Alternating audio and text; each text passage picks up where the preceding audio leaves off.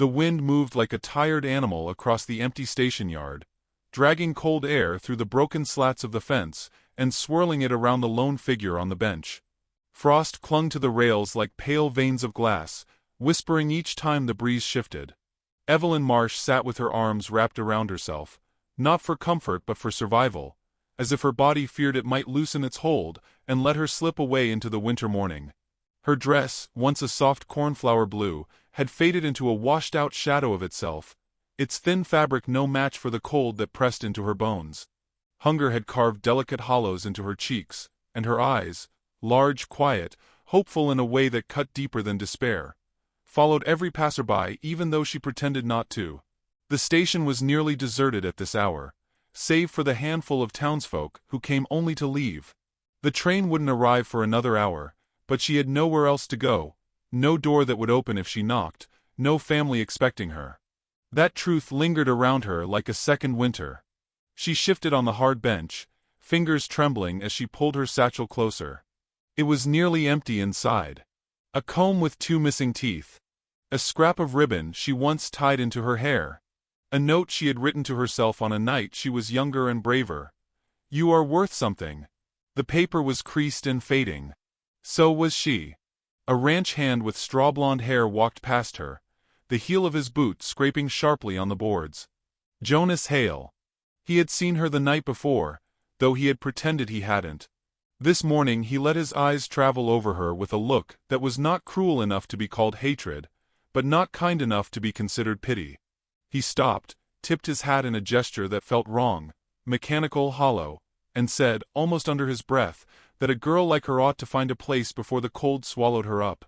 She nodded without meeting his gaze, and he walked on, satisfied that he had done his part in the world by stating the obvious. When he was gone, the air felt even emptier. She bowed her head.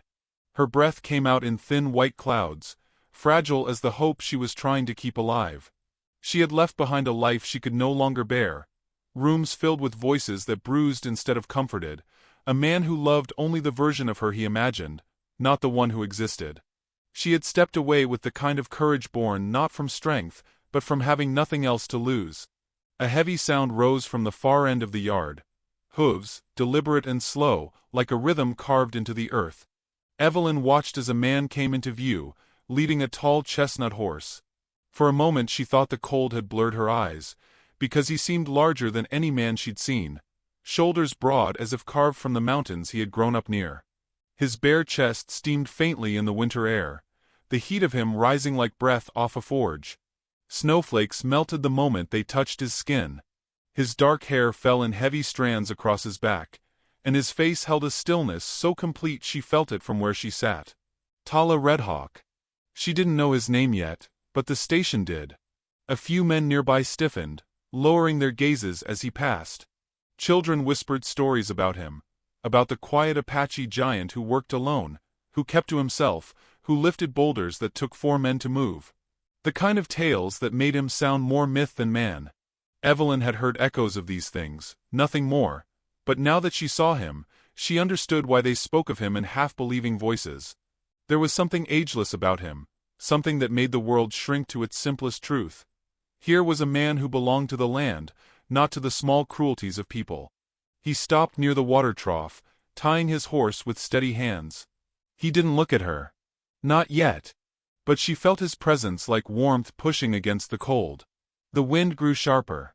Evelyn tucked her chin into her shoulder, but her strength was thinning. She had eaten nothing since yesterday afternoon. When she tried to stand, the world tilted sideways. A soft gasp slipped from her lips as she stumbled, the bench catching her hip before she fell. Her satchel slid off the bench and spilled open on the ground. The comb. The ribbon. The note. The paper caught the breeze, fluttering toward the tracks like it wanted to escape her too. She reached out instinctively, but her body was slow, weakened. She choked on the sharp sting of frustration. She couldn't even hold on to the few scraps that belonged to her. A hand reached the paper before she did. Large. Steady. Bronzed by sun and wind. Tala held the note between 2 fingers, studying it with no expression. She froze. His height was overwhelming up close, and she felt small in a way that was unfamiliar, not belittled, just seen, as if he could read the whole story of her hunger and shame written across her face. But his eyes held no judgment. Only caution, like a man approaching a wounded creature.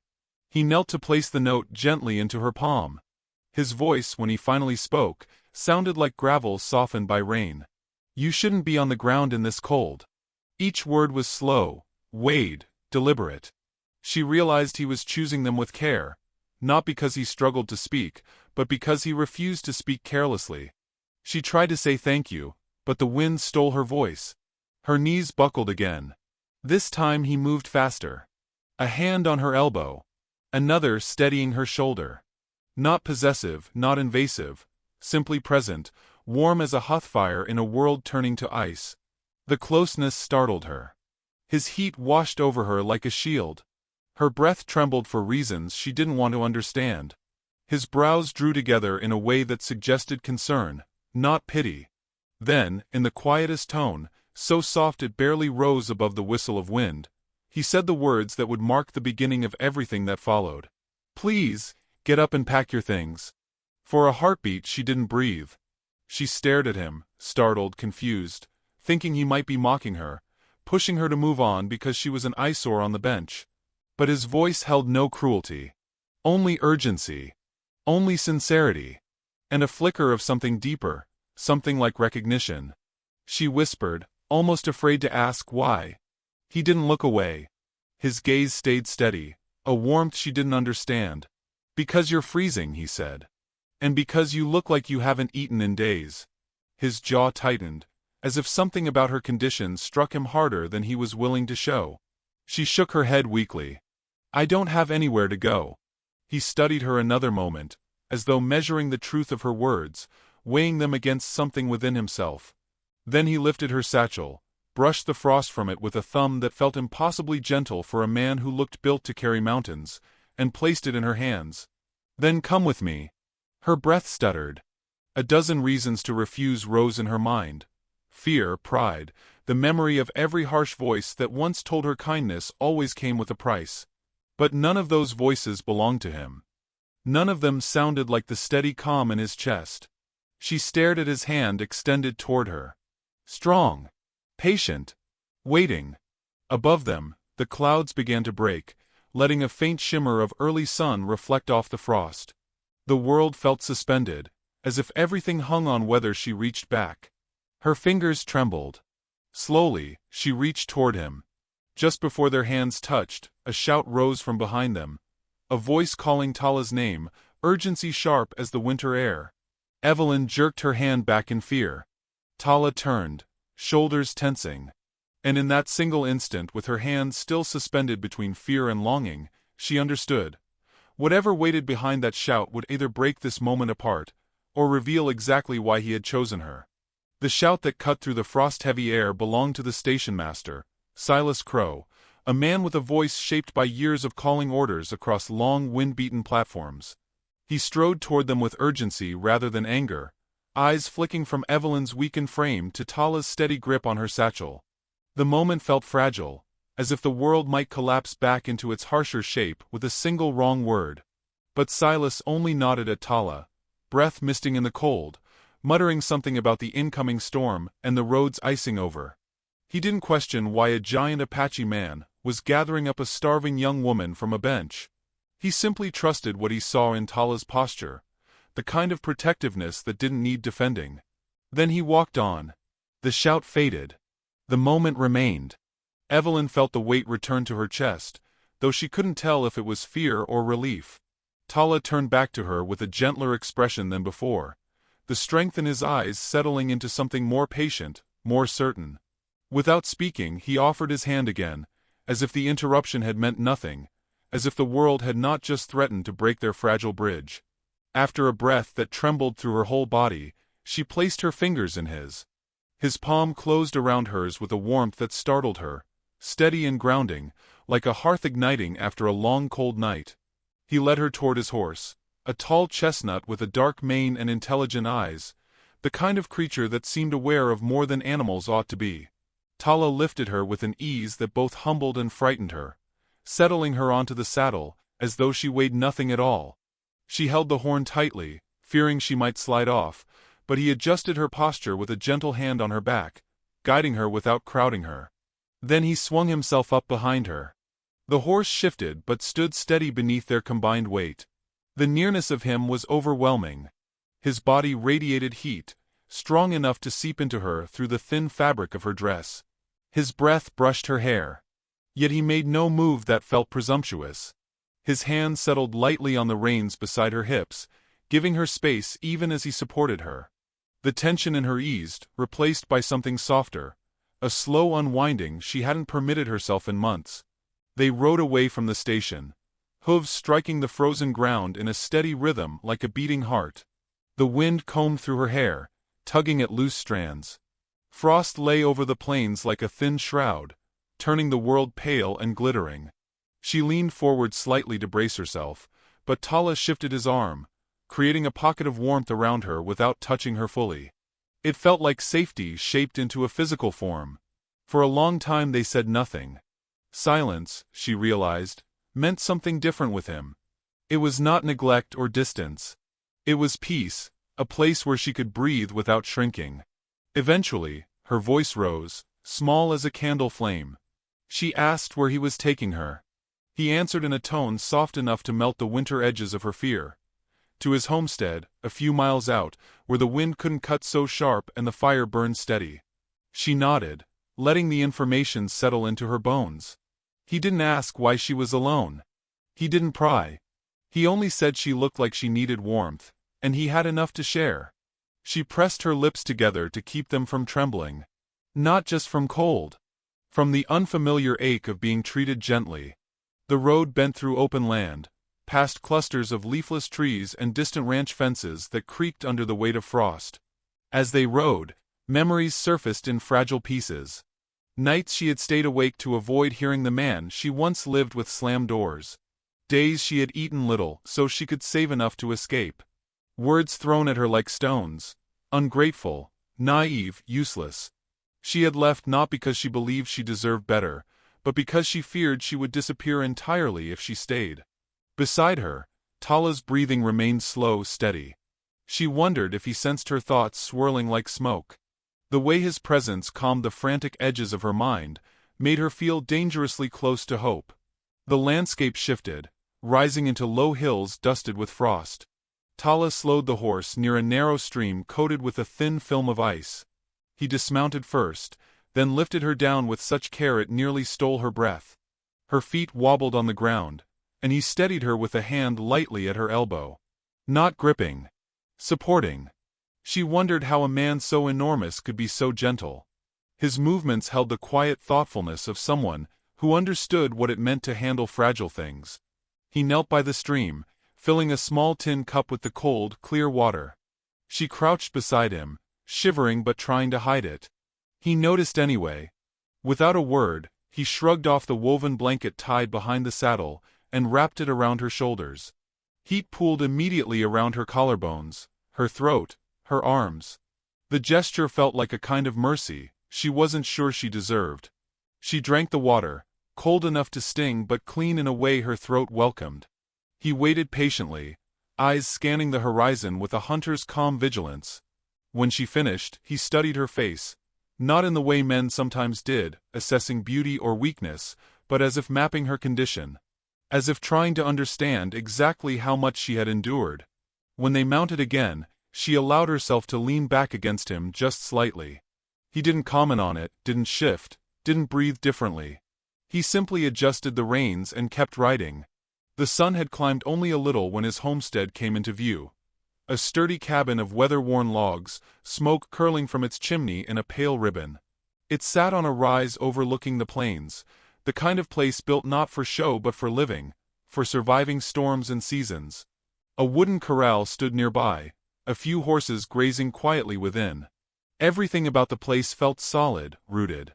He dismounted and helped her down again, guiding her toward the door. When he pushed it open, warmth spilled out like a welcome.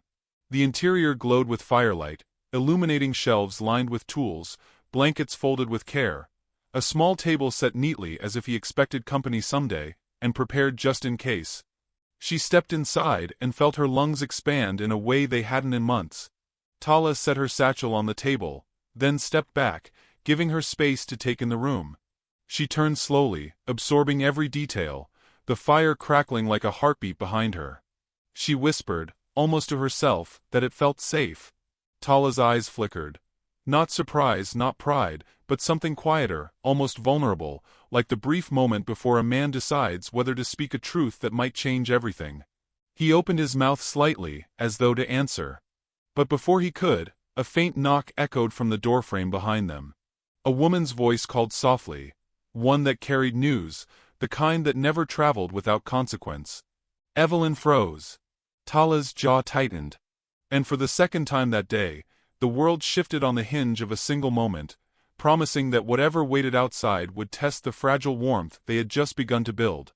The knock that drifted through the doorway carried no urgency, yet something within its softness made Evelyn's breath pause mid-chest. Tala stepped forward and opened the door with the wariness of a man who had learned long ago that peace was fragile. On the threshold stood Martha Hale, wrapped in a wool shawl dusted with frost, her cheeks flushed from the cold, her eyes carrying that mix of concern and quiet curiosity that often preceded small-town whispers. She offered Tala a warm loaf wrapped in cloth and a container of stew, claiming she had made too much. But the way her gaze slid past him and landed on Evelyn told a different story. She had come to see for herself what rumor had already begun weaving through town. Martha entered with the confidence of someone accustomed to stepping into strangers' grief, though she masked it with gentle chatter. Evelyn straightened instinctively, fingers curling around the blanket still resting on her shoulders. She felt exposed, as though the warmth she had found in the cabin was suddenly under inspection. Martha studied her not unkindly, but with the hesitant sympathy reserved for someone clearly carrying more burden than belongings. Evelyn tried to speak a polite greeting, but the words snagged in her throat. Martha's smile softened, understanding more than Evelyn meant to reveal. Tala accepted the food, thanked Martha in his low, steady voice, and set the containers by the stove. Martha lingered in the center of the room, hands clasped, eyes flicking between the two of them with a tension she tried to disguise. She made casual comments about the storm rolling in, about how dangerous the roads would be, how lucky Evelyn was to have found shelter before the cold turned vicious. Yet beneath her polite concern lay an unspoken question. Why here? Why with him? Evelyn felt the weight of that question pressing against her ribs, tightening her breath. Martha eventually stepped back toward the door with a nod, promising to check in tomorrow, and reminding Tala that some folks might talk, as they always did. Her tone suggested she didn't condone the talk, but she didn't entirely dismiss it either. When the door closed behind her, the silence that filled the cabin felt different. No longer the peaceful kind, but one stirred by outside winds that had found their way in. Evelyn looked down at her hands, feeling the old tremor return. Tala moved quietly around her, placing the bread on the table, stirring the stew on the stove. His presence usually soothed her, but now she sensed a new stiffness in his movements, as if he was already bracing himself for the judgments he had long learned to ignore. She wished she had words to ease that weight from him, but all she had was the uncertainty twisting inside her. They ate in soft quiet. The stew warmed her from the inside, its richness almost startling after days of hunger. Tala watched her subtly, as though measuring whether the food would settle or leave her uneasy. Every time she caught his gaze, he looked away respectfully, unwilling to make her feel studied. She wished he wouldn't. She wished she could meet his eyes and hold them without flinching. After the meal, Tala stepped outside to bring in logs for the fire. Evelyn stayed near the table, tracing circles on the wood grain with tentative fingers. She heard voices drifting faintly from down the path. Men returning home from the fields, laughter mixing with the cold, a few muttered remarks punctuated by rough chuckles. She couldn't make out their words, but she recognized the cadence. The tone people used when discussing something they pretended not to be invested in, though their curiosity burned brighter than their lanterns. When Tala returned, setting the logs by the hearth, she asked quietly if there would be trouble because she was here. His pause was brief but noticeable, the kind of hesitation that revealed more than a dozen explanations would. He finally answered that trouble only grows where people expect it, and he did not expect it. But the flicker in his eyes suggested he knew better. He stayed awake most of the evening, repairing a saddle strap near the fire, while Evelyn rested on the bed he had insisted she take. She watched him from the corner of her vision. The way his large hands worked with deliberate care, how the firelight softened the strong lines of his shoulders, how he glanced occasionally toward her to be sure she was warm enough. She wasn't used to men who glanced with worry instead of ownership. It unsettled her in ways she couldn't name. Later, when the wind howled across the valley and the cabin settled deeper into its warmth, Evelyn asked him why he had helped her at the station. The question slipped out like a breath she had held too long. He didn't look up from his work, but his voice carried a truth that deepened the room's quiet. He said he had known that kind of hunger once, the kind that hollows more than the body, and he couldn't walk past someone carrying it alone. She turned her face toward the wall to hide the tears gathering in her eyes. Not because his words shamed her, but because they eased something inside her she hadn't known was wound so tight. She felt seen, not as a burden, but as someone whose suffering deserved recognition. The next day dawned with pale light. Tala needed to go into town for supplies, and he asked, without pressing, whether she wanted to come or rest. She chose to go, wanting to prove to herself that she wasn't a hidden thing, tucked away out of necessity or shame. Tala saddled the horse and helped her mount, his movements wordless but reassuring. As they rode toward town, she felt steadier than before, though the nerves coiled inside her like threads waiting to snap. Whispers began before they reached the main road. Two men stacking crates outside the mercantile paused to watch them pass. One murmured something under his breath, the other shrugged with a smirk. Tala didn't react, but Evelyn saw his jaw tighten slightly, saw the way he positioned the horse between her and their stares. At the bakery, Martha greeted them warmly, but even her friendliness couldn't block out the glances from customers who pretended to browse while studying the pair who had become the morning's topic. Rumor had its own kind of wind, swift, cold and unstoppable.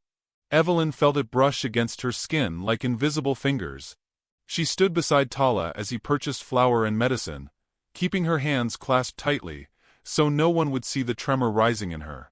She heard a woman whisper that the girl must be desperate. She heard a man mutter that Tala had finally found something to keep him company in that cabin of his. A snicker followed. She flinched. Tala heard it too. His shoulders rose slightly, then settled with an effort that felt practiced. When they stepped back into the street, he waited until they were a few paces away before asking gently if she was all right. She nodded quickly, too quickly. He saw through it but didn't challenge her, only offered his hand to help her onto the horse.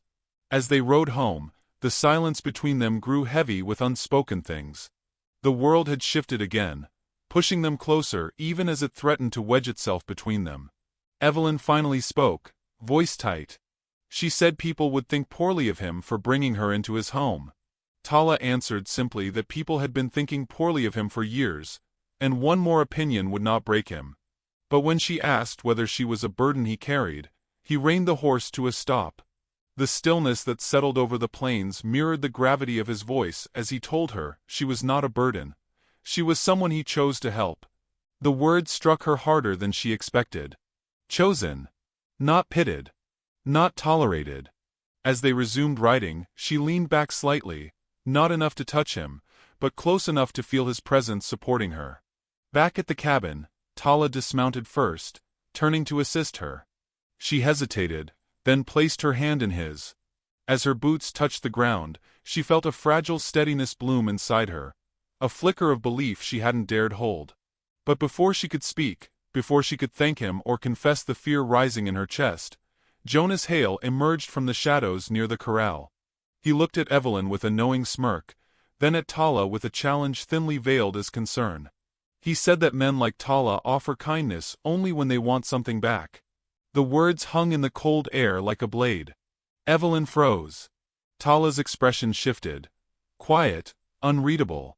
And something inside her, something fragile and blooming, trembled under the weight of a doubt she had tried so hard to silence.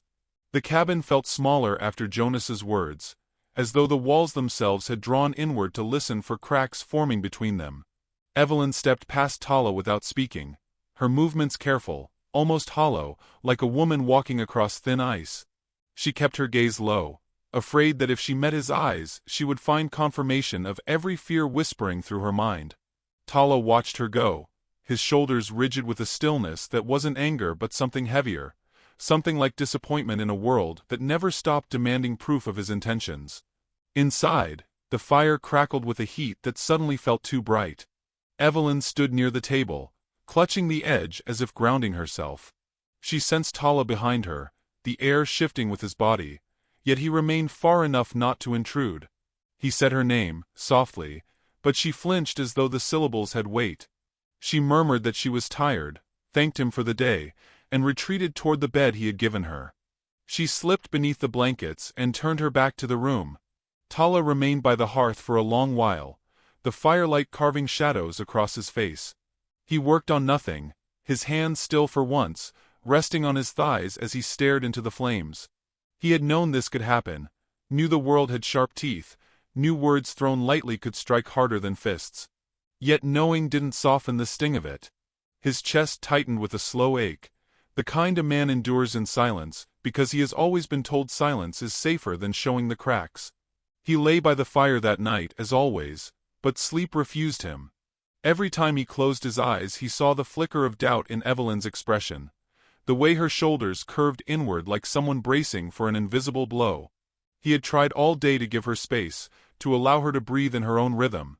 But with Jonas's taunt hanging between them, even space felt like a wound. When morning came, pale and soft, Evelyn rose before Tala.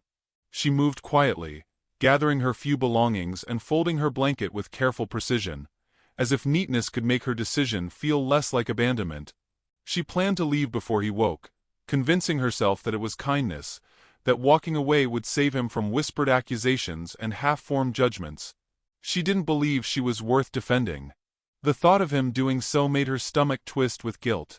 But Tala was already awake when she turned. He sat near the dying embers, his back straight, his eyes steady, watching her with a stillness that felt like sorrow. She froze, the blanket clutched in her hands. He didn't ask why she was packing. He only nodded once, a slow, painful acknowledgement, as though her leaving was something he had already accepted before she even knew she intended it. She forced herself to speak, voice trembling. She said she didn't want to bring him trouble, that people would talk, that she didn't want him to lose standing in the town because of her. Her words cracked mid-sentence, unraveling into a confession she hadn't planned to reveal. She feared he only helped her because he pitied her. She feared she would become a weight he'd regret carrying. Tala stood, the movement quiet but decisive. He stepped closer, stopping at a respectful distance. His voice, when it came, was low and certain. He told her that he hadn't cared about the town's opinions for years, not since he realized their approval changed with every shift of the wind. He said he did not regret helping her, nor did he pity her. He chose her because she needed someone who would not turn away. The words were simple, but they held a truth that cut through the winter morning. Evelyn looked down, tears burning behind her eyes, but the doubt Jonas had planted clung stubbornly. She whispered that needing someone wasn't the same as deserving them. Tala inhaled slowly, the kind of breath a man takes when he wants to say something deeper, but knows the truth might overwhelm the person hearing it. Instead, he said only that she deserved warmth, safety, and rest. If she chose to stay, he would give her those without expectation. If she chose to leave, he would not stop her. His restraint shook her more than any declaration could have. She turned away again, because looking at him hurt, because kindness was heavier than cruelty when you didn't believe you had earned it. She packed the last of her things, each item placed carefully inside the worn satchel. When she tied its strap, her hands faltered. Her vision blurred. She blinked fiercely, refusing to let the tears fall where he could see them. Tala stepped aside when she moved toward the door. He didn't reach for her. He didn't plead. He simply opened the door for her, letting the cold morning spill into the cabin. The wind touched her face with its sharp fingers, reminding her what waited outside: emptiness, hunger, uncertainty, but the fear of staying felt sharper. Jonas's voice echoed in her skull, poisonous and persistent. She stepped out into the pale light. Tala followed only as far as the threshold. He watched her walk toward the road, her small figure wrapped tightly in the blanket he had given her. She didn't look back. He didn't call after her. His expression held the quiet grief of someone who had learned long ago that love is not possession, and care is not a chain. Evelyn's boots crunched against the frost, each step heavier than the last. The cold stung her cheeks, bit into her fingers, pressed against her skin until she shivered violently. But she kept walking, convincing herself that distance would dull the ache building inside her. The wind carried the faint scent of wood smoke from Tala's hearth, warm and lingering, as if the cabin itself refused to let her go. By the time she reached the bend in the road, her breath was short and uneven. She stopped, clutching the edge of her satchel, fighting the urge to turn around. She imagined Tala standing in the doorway, tall and silent, watching her disappear into the winter. The thought tightened around her ribs like a band of iron. Behind her, the door of the cabin closed with a soft thud, final, heavy, echoing across the frost-covered land. The sound struck her harder than any words Jonas had spoken, harder than any cruelty she had fled. It felt like the closing of a chapter she hadn't meant to end, a warmth slipping just beyond her reach. And as she stood there trembling in the cold, the truth broke open inside her with painful clarity. She wasn't walking away because she believed she wasn't safe with Tala. She was walking away because she was terrified of how safe she actually felt. Snow drifted across the road in thin, wandering ribbons as Evelyn walked, each step slower than the last, each breath sharper, as though the cold were carving its initials into her lungs. Dawn had not yet broken, but the sky had begun to pale at the edges, a soft gray lifting itself over the distant hills. Her feet ached, her fingers stung, and the blanket he had wrapped around her earlier felt heavier with each passing moment, as though it carried the weight of an unspoken truth she had tried too hard to outrun. She told herself she would keep going until she found a wagon to flag down, a barn to hide in, a shed warm enough to survive until the storm passed. But when she reached the old split-rail fence marking the edge of Tala's land, her steps slowed to a full stop. The world ahead looked vast and indifferent. The world behind her, small as it was, held a fire that had warmed more than her body. She pressed a trembling hand against her chest, willing her heartbeat to calm, but it only fluttered harder, frantic and aching. She turned halfway, unable to stop herself, searching for even the faintest sign of the cabin in the distance. Nothing but shadows and frost met her eyes. She told herself that meant he had gone back inside, that he wasn't waiting, wasn't watching, wasn't hurting the way she hurt. The thought should have freed her. It only hollowed her further. She closed her eyes and whispered a quiet apology into the wind, a sound too soft to reach anyone but herself. Behind her, hooves thundered through the snow. They weren't loud at first, just a distant rhythm that might have been her imagination. But the sound grew, steady and urgent, cutting through the morning hush like a heartbeat breaking into a run. She spun, fear and hope tangling violently in her chest. Tala emerged through the paling dawn on horseback, his silhouette carved against the rising light. Frost clung to his hair and shoulders, as though he had left the warmth of the fire without hesitation, without thought, without pause. His breath poured out in thick clouds. His eyes, when they found hers, held a rawness she had never seen in him. Not controlled, not guarded, but fiercely human. He reined the horse to a stop in front of her, dismounted in a single powerful motion, and strode toward her with steps that broke through the crusted snow. She backed away on instinct, overwhelmed by the intensity in his gaze, but he stopped a few feet from her, hands open, as though approaching something fragile. His voice when it came was roughened by cold and fear. He told her she should not be out here alone, that the storm would grow worse, that she would freeze before she ever reached town. She said she didn't want to be a burden. The words cracked apart the moment they left her lips. Tala's expression shifted.